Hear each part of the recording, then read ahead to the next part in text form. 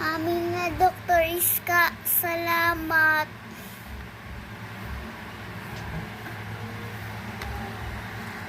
O sige, ingatan mo siya, ha? Maghihintay nga na lang ako dito. Aray ko, Dr. Iska. O bakit naman, Boyong? Nasakit yung ngipin ko. May pa-doktor ka ba dyan? Sobrang sakit. Hindi ka kasi nag-ano, Boyong. Hindi ka nagtututbrush. Tututuruan kita. Ito, ayan. Nagkaganyanin mo. Pero kailangan mo na muna ng toothpaste.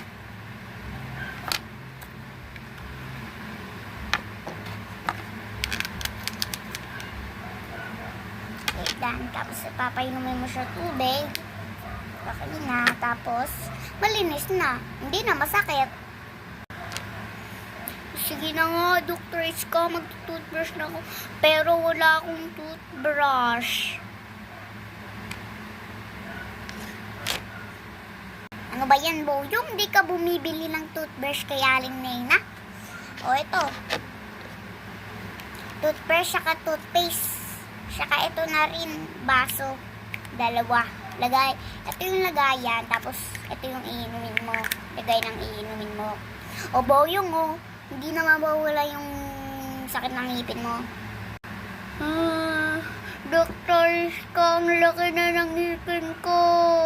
Gunuto na ako para hindi na laki yung ngipin ko. Aya, kumakain ka kasi ng mga chocolates. Lagi ka. Bawal kumain ng mga chocolates kasi lalaki talaga yung bibig mo. O, eto. Nakikita mo ba ito? Ako ang ngipin ko. Ito, kailangan. Ayan. Bubungukan ko.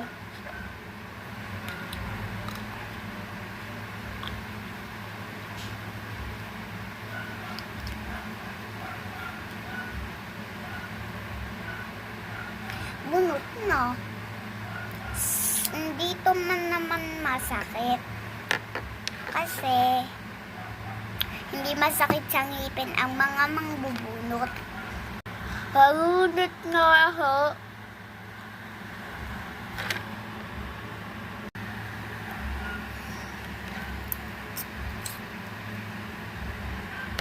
Sige, tatanggal kita. Ayan, tanggal na.